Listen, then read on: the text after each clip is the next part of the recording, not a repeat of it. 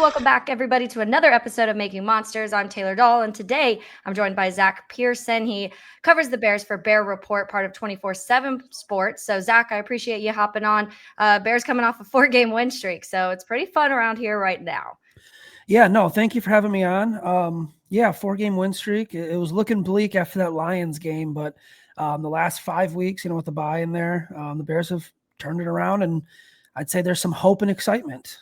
Yeah, we'll talk about some of the good, some of the bad, get into what we saw from this last week a little bit and how that can transfer to the Ravens game moving forward, what we need to improve on. So let's start with the run game. I think that's one of the biggest conversations right now is and Ben Johnson said this. He made the comment a few weeks ago, Zack, about how it's not all DeAndre Swift. The run game isn't not working because of DeAndre Swift. And so far, the last 2 weeks, it does look like they figured some things out in getting this going, and not just with Swift, but we saw Kyle Monangai get his first touchdown and do a lot of good things last week too. So what's your thought with that? Is it more so the opponents they had in the run game worked against that, or do you think they've figured out a way to kind of get this ball moving on the ground a little bit?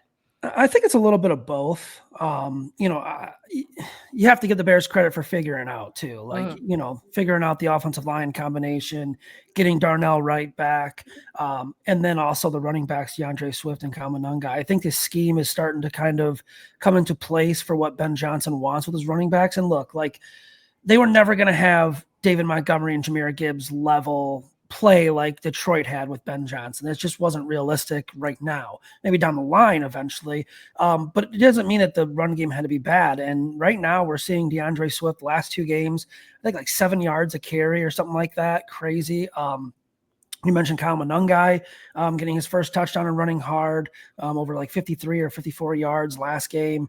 I think it's a little bit of both, but I think the scheme is starting to kind of figure itself out and come into play, and the blocking's been good. Mm-hmm. I keep going back to Darnell Wright, but he makes a big impact when he's out there. I mean, we saw that Washington game.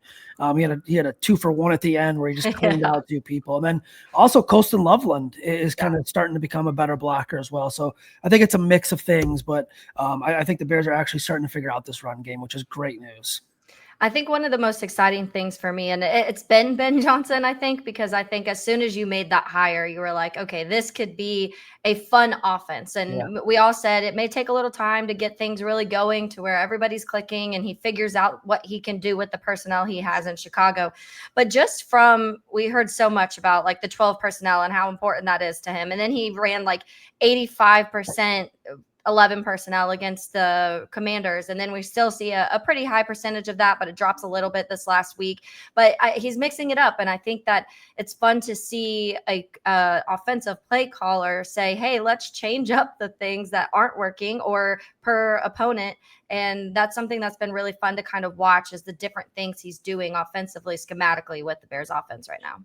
Yeah, and I think what I've learned with Ben Johnson and being around and talking and in those pressers is the obvious is not what he's going to do. We all thought he's going to just 12 personnel, lead the league in that. And like you said, it's been inching a little bit more, but he has a lot of 11 personnel against the Commanders, and he kind of mixes things up. So I think that's kind of interesting.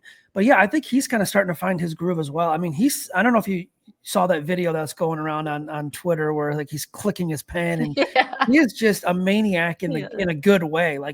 It's football for him. He loves football. And I think he's very smart. And we're kind of starting to see all that start to come together in what he wants to do with his offense. And, now I think they just kind of got to get the pass game going a little bit, because they've really cut back on the sacks. They've cut back on the turnovers. They're running the football well. And now it's just finding a way to get that pass game going and getting this offense fully ready to click. And, they have a couple of tough defenses at the end of the year, but they have some opportunities here in the next 2 weeks to really get going on offense. So let's talk about that. Caleb Williams, that's going to be the next big conversation, and not a good game from Caleb this last week. I think everybody would agree on that. It was just not his day. I think the Commanders game, it wasn't great, but I saw some good things out of the Commanders game. I just felt like this last week there was a little bit of, I don't know if it's shyness, timidness, whatever the word you want to use, but times he could have taken off, he wasn't taken off. Sometimes, getting rid of the ball, he was doing so good at getting rid of the ball a little quicker than we've seen. And last week, I felt like some of the times he was holding on to it a little bit longer. The decision making, the accuracy, those things just didn't feel quite all on the same page there.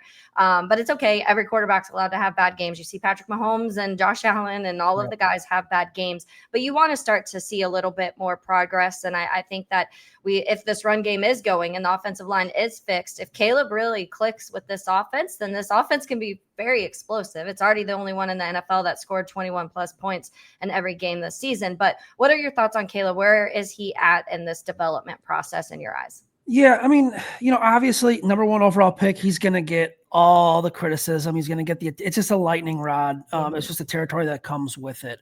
And I agree with you. I don't think he was great against the Saints. They won the game, though. I don't think he was great against the Commanders, but he made throws when they needed him to. So that's just going to happen. He's not turning the ball over. He's not losing you games. The 2 losses they have, really not on him. And they were blown out in Detroit, and then they kind of just fell apart against the Vikings. But, yeah, I would like to see more progress from him down the line here as we get the season going, or as we continue on with the season. We kind of saw a little bit of those old habits in the Saints game, and you mentioned, holding on to the football too long, not really taking off when he had a couple opportunities. I think in that second half, there was one drive where, Rome probably dropped the pass. Rome will tell you he should have caught that. But the play before it, he kind of threw a fastball out of bounds to Rome. I thought he could have taken off for 5, 6, 7 yards. And yeah, we all say, well, he's got to sit in the pocket and throw the football. But that doesn't mean never run. It just means, probably take the easier throw. So I do want to see some progress with Caleb. And the thing about Caleb is, he's going to tell you what's wrong, and he's going to try and fix it his hardest. You know what I mean? Like he knows what he needs to fix. And I think Ben Johnson being here and publicly saying things like, yesterday said, we have to be better in the red zone. It starts with the passing game. And then, when he talked about getting everyone the football and getting everyone involved, he said we need more completions. I think Ben Johnson saying that is important because I think last year the Bears didn't have that with Matt Eberflus and Shane Waldron. They just kind of, danced around the topics and didn't want to tell the media anything. Ben Johnson's like, this is what we're going to fix. And Ben Johnson even said a couple weeks ago, my players all know what I'm going to say before the media essentially does. Like, there's going to be no surprises. So that tells me him and Caleb have talked about that, and him and Caleb are working on that. So that's really refreshing. And I think we just have to kind of give it some time. It's 6 games into the Ben Johnson era. It's, if this is happening next year, late this year, then maybe we'll have a little concern. Yeah, and I'm in the same boat with you. I'm not in the panic because Caleb's not where, what Drake May's been this last few weeks. I think we got to stop comparing quarterbacks to quarterbacks. Everybody's in different situation, learns things differently. They're in different systems, being asked to do different things. So I do think more than one quarterback can be good from the class. I hate how that narrative is like only one can be really good. It's like, no, it's better for the NFL if 4, 5, 6 quarterbacks are good. Yeah. Like, I would love to be talking in 5 years, like Caleb and Jaden and Bo and Drake and all of these quarterbacks from that class are all like, they're that next group of the Josh Allen and Joe Burrows and all of that. I think that's a really fun storyline. But when we talk about the weapons, and Ben Johnson mentioned this, he's like, we need to get Luther Burden the ball more, and we need to get Zacchaeus the ball more, and we need to get Colson Loveland. Like, there's so many weapons on the Bears, and that's one thing that before the season, people are like, who should I draft off the Bears? I was like, I wouldn't touch it because I don't know what this is going to look like, and it could be different week to week. Would you like to see Luther Burden a little bit more involved from the glimpses that you've seen? Yeah, I think when he gets the football in his hands and he can get open space, he's really good. We saw against Washington, he made 2 quick cuts on that long completion, and you're like, wow, okay, this kid has some juice. This kid, can make some moves on the open field. The issue is pretty much what you said. I mean, there's only one football, and I know that sounds cliche, and I usually hate saying that, but they have so many weapons, and you can even throw. I think DeAndre Swift in the receiving game is someone that can get more involved. So that's another guy. You can argue Cole Kmet too at times. So it's hard, and that's on Ben Johnson, that's on Declan Doyle, that's on Caleb Williams for the scheme and all that stuff to find ways to get your playmakers the ball. Zacchaeus has been interesting because he's kind of been that slant slot guy, when they need 6, 7 yards, that's who Caleb's looking for. And then you have Rome, who's been Caleb's, top target. A little more from DJ would be nice too, but Yeah, that's gonna be the challenge, getting them all involved. But once I think they find some comfort in that, and then they can scheme up some things, I think you'll see this offense start to get a little bit more, rolling here. Yeah. Let's talk a little bit about the other side, the defensive side of the ball. I'm very impressed right now with what Dennis Allen's been able to do with this defense. Obviously, no Jalen Johnson coming into a season and hearing, okay, you're not going to have Jalen Johnson for a while. Yeah. That's a terrifying thing to hear, especially because of how kind of things went with Tyreek Stevenson. You lose Terrell Smith right before the season starts, and that was kind of the next guy that I was hoping would be out there if you needed it. And then you didn't have Kyler for the start of the year. You already see the impact that Kyler Gordon and TJ Edwards can make now that they've been healthy back on the field. You see the run game has improved almost immediately. The run defense, sorry, when you're talking about that. But do you feel the same way when it comes to Dennis Allen just being able to manufacture some of these pressures these last couple games and getting these turnovers and doing things with some guys who have been beat up and not having the full talent of defense out there? Yeah, I mean, I think we saw that with the Cowboys game. Like, look at the Cowboys offense now. I mean, Dak is right there, or should be right there in the MVP conversation. They have a really good offense, and Dennis Allen had a great scheme for that. And then you watch Washington, and he slowed down that run game a little bit. I know Washington didn't have Terry McLaurin, but yeah, they did a great job against the Commanders. So I do think with what Dennis Allen's doing, the scheme, the blitzes, the disguises, the looks he's given, I think it was perfect against the Saints. That was probably their best defensive performance. And I know it's the Saints, but you look back, like Spencer Rattler wasn't terrible this year going into this game. They just lost some, tough games. They took Buffalo almost down to the wire. They played well, but yeah, getting TJ Edwards back, getting healthy is obviously the first step. And we'll have to see this week. Tyreek Stevenson's a little banged up, what they're going to do, but getting healthy is the first step, and then using those pieces. Tyreek Stevenson has to be DB1, and now Nashawn Wright is DB2. But I think that getting Kyler Gordon kind of combats that a little bit in a good way, where he's in the slot. You have a new weapon here. You don't know if he's going to cover. You don't know if he's going to blitz. So I think that's important. Jaquan Brisker coming off the edge and blitzing. I want to see a lot more of that. Jaquan wants a lot more of that. Yeah. He said it. So yeah, I think what Dennis Allen's doing is very impressive. And then obviously you have Kevin Byard, who's just turning in a really big year. I still need to see some more from up front. I really need some more pressure, because you're going to get some good. I mean, if you have to face Lamar this week, you have a mobile quarterback in Jackson Dart coming up in a couple of weeks. You still have, divisional games. I got to see some more pressure up front from Dennis Allen's defensive line for me to fully feel like, okay, they got this whole thing figured out. Yeah, I'm not totally convinced they absolutely have the bodies to create that pressure. I love Javon Dexter, and I think Javon Dexter is an absolute beast of a human, and I think we're seeing him improve just week by week. We saw it through last season. We're seeing it already. It was a slow start this year, but then now you started to see, I think he had a sack and a half. And so you're starting to see those things unfold, which is good, but I just don't know if you have that true just pass rusher on the outside that can really just like wreak havoc like some of the, some other teams like a Max Crosby. You don't have a Max Crosby on this team. And so you do have to manufacture some things. Do you think that an Austin Booker adds any level to the pass rush in that sense? I mean, I don't think he could be much worse than what they've had. And Montez Sweat's starting to kind of turn it up a little bit, but Dio has been pretty bad since week one. That looks like a missed signing. Hopefully he can turn around, but I do think Booker, could add a little juice to it. It's going to be a collective effort. Andrew Billings not going to rush the passer. He's in there to stop the run. Grady Jarrett, you got to see a little more from him too. He's been kind of banged up with his knee, but yeah, I think Booker can get him some juice. I hope. But yeah, he can't be worse than what they got. And if he is, then that's another big issue on your plate.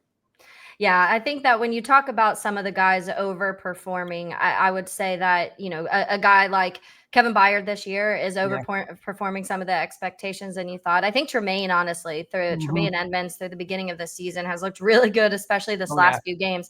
I saw a comparison. Someone did the stat comparison, and box score is not everything. Stats aren't everything. We know that. You need that eye test sometimes. But comparably, Roquan to Tremaine this season, he's outperforming Roquan Smith right now to this point. And yes, the Ravens defense is struggling mightily. That's something we're hoping the Bears can take advantage of. But those are players that you had such high expectations for initially coming in, and then maybe those settled because they didn't perform to what you wanted last year. And then now it's kind of rising. Dennis Allen's bringing that back out of them. And so I do think his scheme fits some of these guys a little bit better than what Flus's did. But let's talk a little before I let you go about the Ravens game. The defense, I mentioned, they've got their struggles. They allow a ton of passing yards. They've allowed the third most points in the NFL. Do you think this is a game where we can see like a Caleb Cowboys game kind of just take off and see some really good things out of that? Potentially, yeah. The Ravens defense is missing some key guys. They have some holes in that defense that you could take advantage of. I'd love to see a steady, just a good balance of pass and a good balance of run. Keep the chains moving. Don't turn the ball over. You got to account for Kyle Hamilton, though. I mean, he is really good. Ben Johnson said it yesterday. He's a phenomenal player. Obviously, Roquan, like you said, the stats might not be where they, typically are, but he's still a heck of a player in that defense. But with those injuries and what I've seen from the Ravens, it's confusing to me too. I thought they'd be a lot better than this. They still have a lot of talent on the defense. It's just they just haven't been able to put it together. So this is one of those games where, let's try and work on those things. Let's try to complete more passes, get that percentage up to 70. Let's also, continue pounding the football with the run game and getting that going and setting up some play action. So I do think they can take advantage of this. And if Lamar's playing, it might be a shootout type game. Yeah. And that's what I think the big question is. We don't know for sure if he's playing at this time. He practiced limited yesterday. But it's a hamstring. Hamstrings are very finicky. They could even say he's good to go, and then on Sunday they're like, never mind, like he's not good to go. So I do think it's going to be more of a, not saying, but maybe game time decision, honestly, where we're finding out if Lamar Jackson's playing or not. And that obviously changes your game plan drastically, because if you're accounting for a healthy Lamar Jackson, then you're going to probably have to figure out a spy at certain times of the game and figure out those things. If you're not worrying about a healthy Lamar Jackson or Lamar Jackson at all, the defense can probably cook the way they did last week. But I think that drastically changes even Dennis Allen's game plan for what he does this week. Yeah, I mean, it's tough with Lamar because like you said, we saw him yesterday out there for a little bit in limited fashion. And, but those hamstring injuries can flare up at any time. The wrong step, anything like that, it could flare up. So I would probably lean he probably will be closer to a game time decision, but who knows? They got to put the injury report out on Friday. They'll probably put him questionable, I'm guessing. NFL teams and coaches, they love to play these games with the injury report, and rightfully so. But, the Bears, they're preparing for Lamar. They should prepare for Lamar. You'd be stupid not to, because, if you don't prepare any plays, you're going to be in trouble. But, if he doesn't play, it does drastically change things too, because I imagine if he doesn't play, they'll probably go with Snoop Huntley, who's similar skill set, but, not as good as Lamar Jackson. They go with Cooper Rush, I don't know what – I mean, he's more of a passer. I guess he's not going to beat you with his legs, but he's not a very good passer. So, it's tough, but I trust Dennis Allen. Kevin Byard spoke about this yesterday. They're going to prepare for Lamar, and they're going to have to – if they have to adjust, they'll have to adjust. It's not the end of the world, but I think the smart thing is prepare for Lamar. And even if he's close to 100, I don't want to say put percentage on it, but if he's close to 100, I think he'll play. If he's 50-50, he probably won't play. But I think you'll prepare for Lamar and just have your game plan ready either way.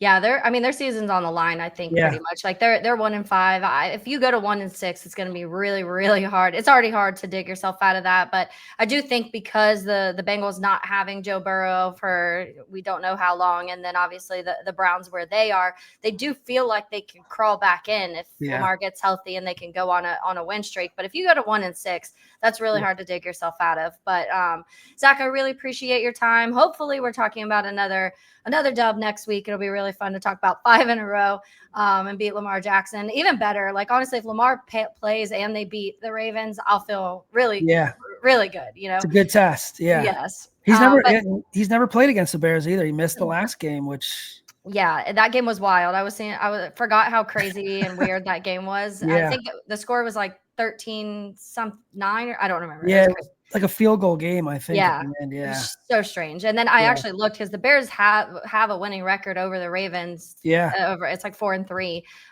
So if you could continue that, it'd be great, especially against Lamar Jackson. But I appreciate your time, and I hope you have a good rest of your week. Awesome. Thank you so much. You too. Thank you. All right, let's continue on this Bears versus Ravens preview. I'm joined now by Samuel Njoku, host of Ravens Talk podcast. Samuel, thanks so much for hopping on with me and chatting a little Bears Ravens this weekend. Thanks for having me on. Looking forward to it. So let's start with the big one. The big one is going to obviously be Lamar Jackson. Does he play? Does he not play? How healthy is he? We saw he was limited yesterday in practice. And so that limited could mean a lot of things. It could mean they practice 1%. It could mean they practice 99%. It's just in a limited fashion. From what you're hearing, what does it sound like in the realm of Lamar Jackson?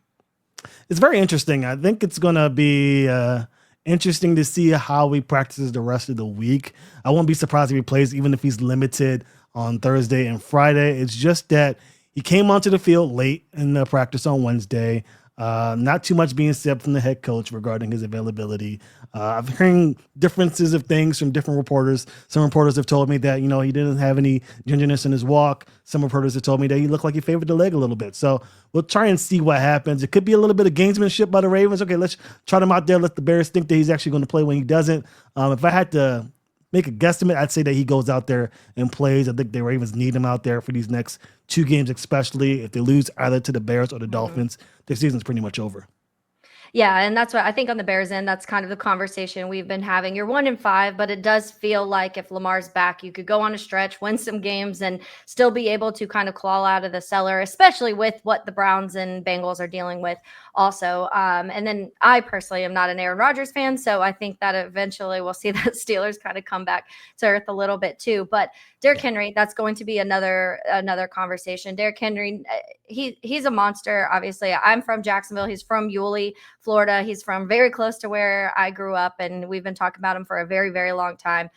Maybe not quite the season that people may have wanted or expected from Derrick Henry. He's fumbled a couple balls, which was not in his identity previous to that. But it does feel like this could be a game where he kind of gets things back on track. The Bears have struggled against the run a little bit. It's gotten a little better the last couple games, but it's been a little bit of a weakness for that defense. So what are the thoughts on Derrick Henry? What are you seeing so far this season? Can he get it back going strong like you kind of expect him to be? Yeah, the fumbling thing was kind of an issue the first 3 weeks of the season. You can probably put the loss of the Bills on his shoulders because of that fumble and when it happened. I think he's played decent this season. I think a lot of it has been the offensive line play, especially the guard position where the Ravens asked their guards to pull a lot. The Ravens didn't have Pat Ricard for the majority. In fact, he hasn't played at all this season. He's a big part of their offensive scheme as far as blocking is concerned. Also, Isaiah Likely, another blocking tight end for the Ravens that they use quite a bit. So they really haven't had a full list of guys blocking for Derrick Henry. And you haven't had Lamar Jackson in that fold as well. So I think he's going to get on strong. I think some of his stats are a little concerning maybe because his yards after contact is diminished by about a yard. So you expect some devaluing with him because he is getting older, but I think he's still going to be a big problem for this Bears defense that you mentioned does struggle against the run, but it does start up front for the Ravens. If they get that run blocking scheme under control, he could have a day. Yeah, and I think that's part of it. The Lamar Jackson conversation comes into that. If you're worrying about Derrick Henry and Lamar Jackson on the ground, that opens up a lot of things for the offense, and it adds a lot of concern for the defenses playing them. And so the pass catchers, that's another conversation. Zay Flowers, he was a full participant in practice. I believe I saw that. D-Hop, we've seen moments there. Obviously, you know what Mark Andrews can do, Bateman. But chat a little bit in general about what the offensive identity is when Lamar Jackson is playing in that passing world. That is a very interesting question as well, because we really don't know what this identity is for this team. You'd think it would be to run the football. It's what gave them a big push in last year's postseason run that ended, unfortunately, in the divisional round. But this year, it seems like Todd Monken, the offensive coordinator, has really tried to put the onus on the shoulders or arm of Lamar Jackson. It's really irritated a lot of Ravens fans because in pivotal moments, especially in 3rd and short, 4th and short goal line situations, they're taking the ball out of the hands of Derrick Henry. In fact, in certain instances, Derrick Henry's not even on the football field. So you want this identity moving forward to be Derrick Henry and Lamar Jackson using their legs. Let Lamar Jackson complement this run game with his arm. I mean, he does have talent around him, so it's very enticing for offensive coordinators to use a D-Hop, a Zay Flowers, a Rashad Bateman, a Mark Andrews, who's having a down year, and Isaiah Likely. So there's a lot of options in the passing game. They're very much enticing for the OC to try and put something together. But, we talked about the offensive line. As good as they are, as bad as they are as run blocking, they may be even worse as a pass blocking team in certain instances. You can expect the Bears to do a lot of delayed blitzing, something that the Ravens have struggled with and kind of counteracting. So we'll see. I think it's going to be the run game that the Bears need to worry about because they are known to have a pretty poor run defense. They'll probably start with that, but don't be surprised if he goes through the air a little bit. But it is that pass protection that's going to have to be heavily leaned on because Lamar Jackson, even though he's coming back, may not be 100%. Do you think that a Lamar does make your offensive line a little better, though? We talk about the quarterbacks, the mobile ones, and sometimes it hurts, sometimes it helps. But a guy like Lamar has probably helped his offensive line more than hurt them when it comes to the escapability and things like that.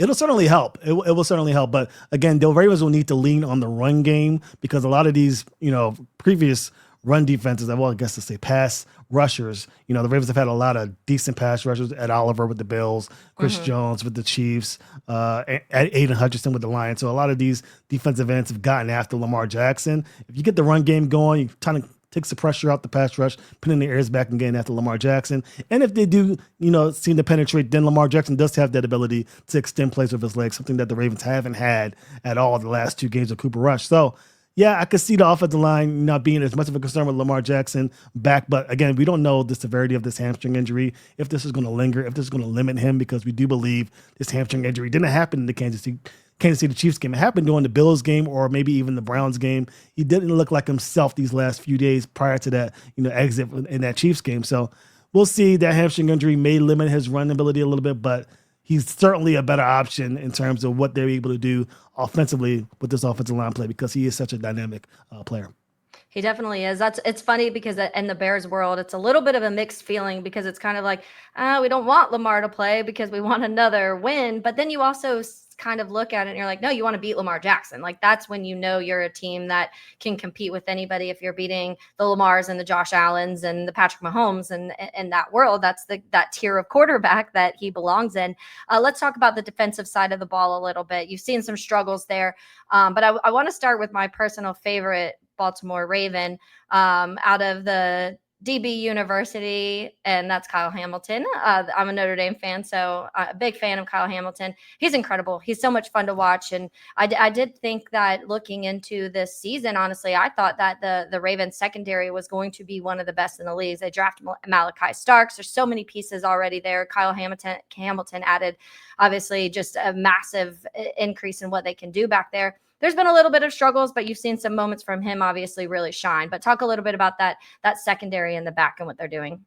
Well, the secondary is struggling. It's a lot of problems that they had in the first part of 2024. Communication, understanding what the defensive coordinator is trying to do. Zach Orr, second-year play caller for this Ravens team, never play called ever in any stage of football. So this is his first crack at it. So very inexperienced. So some of that's going on here. The Ravens are trying to bring in DPs, Chuck Pagano, some tenured, former head coaches, former DCs to come in and kind of help him out as he transitions to be, one of the prominent defensive coordinators. So there's been some struggling as far as, communication, learning how to play, learning to trust the guys next to you. So the Ravens have shuffled a little bit on that side of the ball. They play a lot more 3 safety looks. They traded Odafe Owe to the Chargers, brought in Alohi Gilman. They like to play a lot of big nickel. When Mike McDonald was the DC here, they played a lot of 3 safety looks. So they're trying to get back to that, which means Kyle Hamilton's going to be near the line of scrimmage more, not so much of a deep safety as he previously was. So you'll see more Malachi Starks back there, who struggled a little bit early on,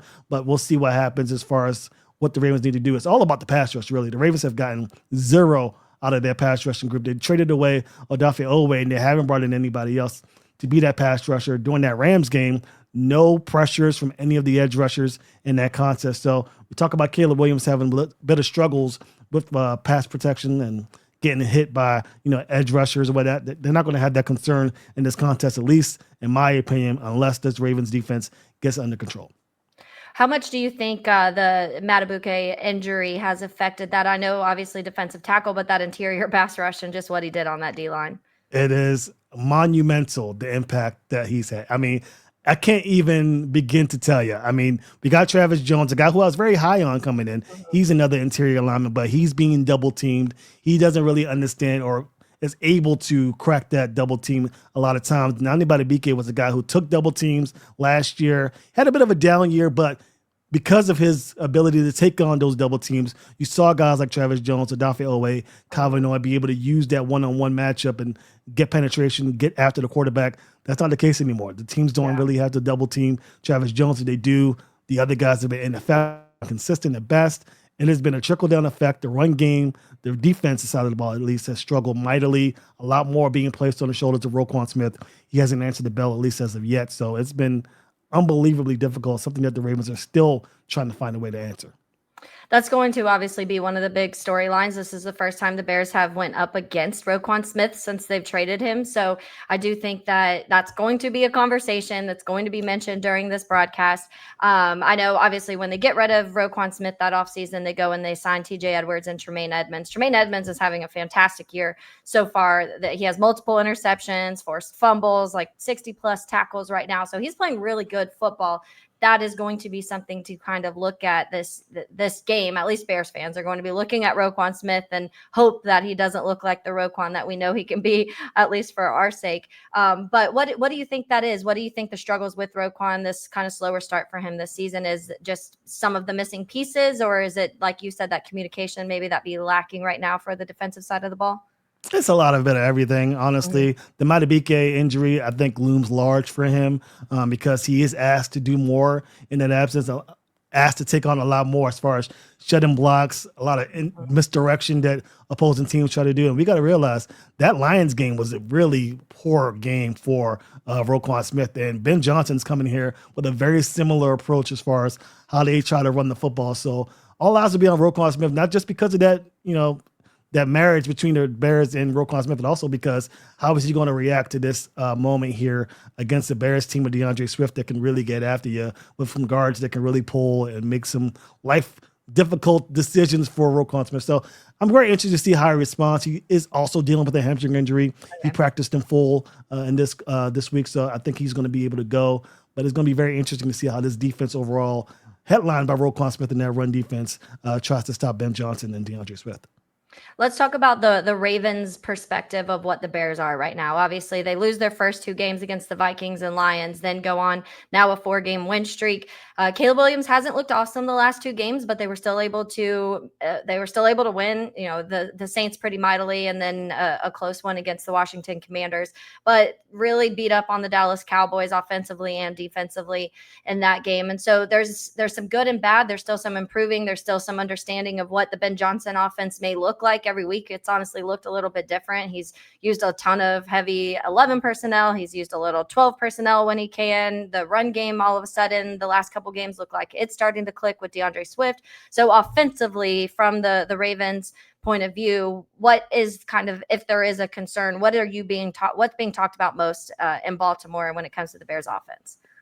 Well, yeah, Caleb Williams has struggled a little bit, but this, to me, could be a get-right game for Caleb Williams in this offense. We saw the Houston Texans come into Baltimore and absolutely destroy the Ravens, albeit with some injuries across that defensive run. So I think it's going to be very interesting to see how Caleb Williams performs. I think the way to disrupt Caleb Williams and his rhythm is to get after him. I mean, all quarterbacks hate pressure. The Ravens aren't able to generate any pressure. The Ravens are going to have to generate pressure through blitzing, try and misdirect where the blitz is coming from. Those are things that the Ravens are going to have to do to formulate some type of pressure. Right now, they don't have an answer on the edge. It's not going to be a singular guy that's going to disrupt this game, unfortunately, for the Ravens. So Caleb Williams, give him time in the pocket. He can make some things happen. That's the concern for the Ravens, and obviously getting that run game going. If the Ravens have to be, if they can focus in on just Caleb Williams, slow down that run game, they have a chance. But if that run game gets going the way it's been going against the Ravens for, the last 6 or 7 games, then it could be a struggle for the Ravens defense, and it's something that Ravens are paying very close attention to. Now, on the other side of the ball, obviously, a Dennis Allen defense, again, a slow start. They've really started. They have 16 turnovers, lead the NFL with that. They've been ball hawks recently, all different players getting that. You talked about the blitz and some of the struggles that the Ravens have had against that. Dennis Allen has been sending Kyler Gordon, sending Jaquan Brisker. He's kind of trying to figure out ways to manufacture pressures because you don't really have the edges in Chicago that are getting pressure right now. So he's kind of having to manipulate ways to make that happen, but it's been working decently. What's the conversation on that side of the ball when it comes to what you can maybe take advantage of with the Bears defensively? Well, the Ravens can't turn the ball over. I think that's a big thing. The Ravens have turned the ball over in certain instances, not from Lamar Jackson, not from the quarterback, but certainly from fumbles for people other than Derrick Henry, kick return, punt returns, fumbling, receivers fumbling the football. Zay Flowers fumbled the ball twice, I believe, last game against the Rams. So just being able to hold on to the football is priority number one for this offense. And number two, get the run game going. Find a way. I think Daniel Falele and Angie Voorhees are two left and right guards for this Ravens club. They're really trying to find a way. Maybe there's some changes ahead where they move some guys because you got to be able to generate some run blocking. They've been terrible when it comes to run blocking, and it's really affected Derrick Henry. It's really limited what we can do with Keaton Mitchell and Justice Hill and Lamar Jackson in some fashion. So I think changes are ahead for the offensive line. If they can get the run game going, they have a chance. But again, if the Bears make this team one-dimensional, or if the Bears are able to create turnovers, it could be a long day for this offense with the rusty Lamar Jackson and perhaps a little bit hobbled coming into this contest.